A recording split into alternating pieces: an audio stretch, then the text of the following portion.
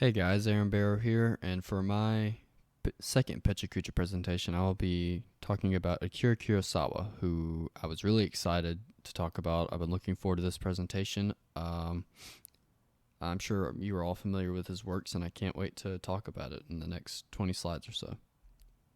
So who is Kurosawa? Well, Akira Kurosawa was born on March 23rd, 1910 in Shinagawa, Tokyo, Empire of Japan. He was raised by his parents Isamu and Shima Kurosawa. His father Isamu had a background as an army officer, but also served as a director for the Army's Physical Education Institute later in life.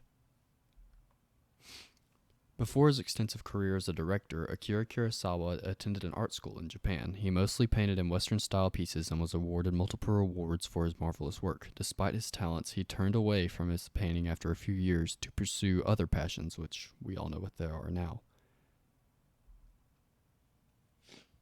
In 1936, Kurosawa began work as an assistant director for the PCL Cinema Studio.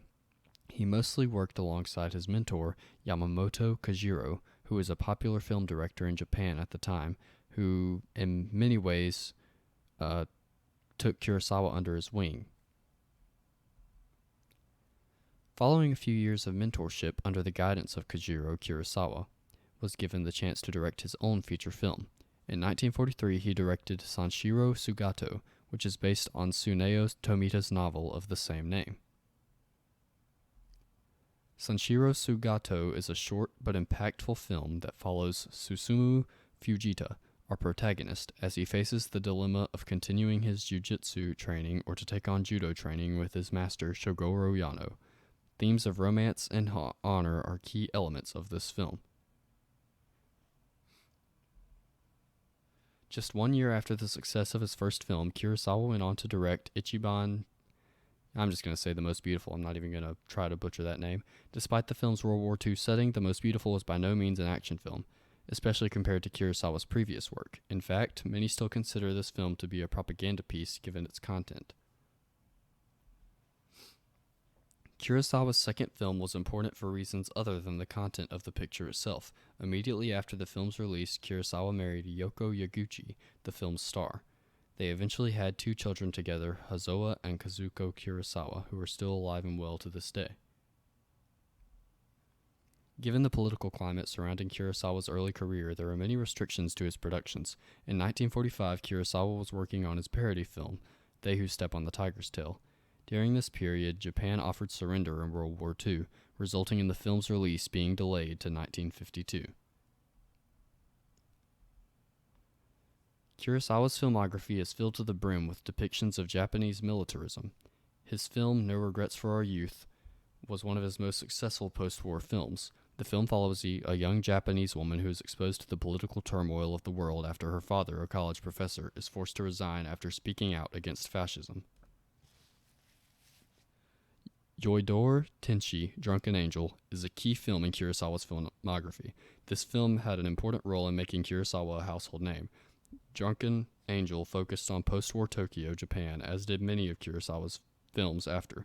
It was both a drama and a gangster film that shot its lead actor, Mifune Toshiro, to stardom in Japan.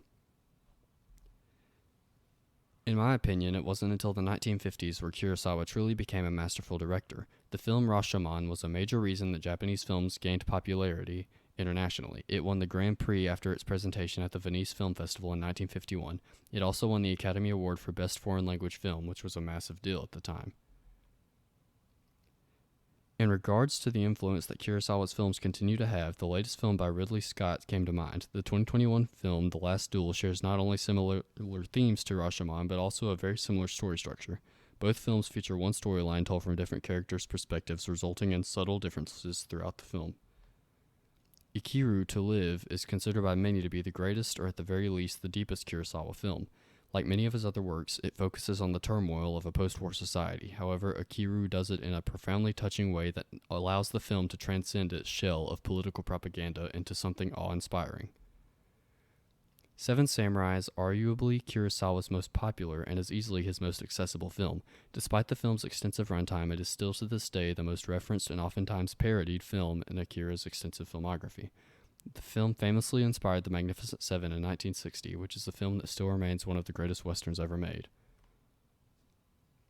Due to its accessibility, Kurosawa's Seven Samurai is responsible for the mere existence of a number of films. While the 1960 Magnificent Seven is the clear standout, the 2017 remake of the same name is also worth mentioning. Funnily enough, many people continue to address similarities between the Seven Samurai and Disney Pixar's A Bug's Life, and honestly, those claims are well founded. While Kurosawa's influence is undeniable, even he had to have a starting point. Throughout the 1950s, Kurosawa had a few notable adaptations of literary works, specifically of a European nature. Films such as The Lower Depths and Throne of Blood were loose adaptations of Macbeth and Maxim Gorky dramas, respectively. Kurosawa's production company was founded in 1960 and was unfortunately met with extreme economic issues. Due to the economic downfall that Japanese cinemas were facing at the time, many of Kurosawa's ideas were declined. After a few years of no considerable films being produced, Kurosawa released his first film in color in 1970. Dodskaden was a film that took on comedic themes of poor people living in slums. Despite being a commercial failure, this film was a step in the right direction. Shortly after, films such as Dersu Uzala and Ran were met with rave reviews as his career drew to a close. Despite the pitfalls he faced in later years, Kurosawa's legacy is one for the books. His films speak for themselves, as do his awards. His Lifetime Achievement Awards from both the Academy and the Directors Guild were well earned in every respect. Few directors have had the influence on cinema that he has. His films live on long after his death in September of 1998, and I truly believe that they will continue to do so.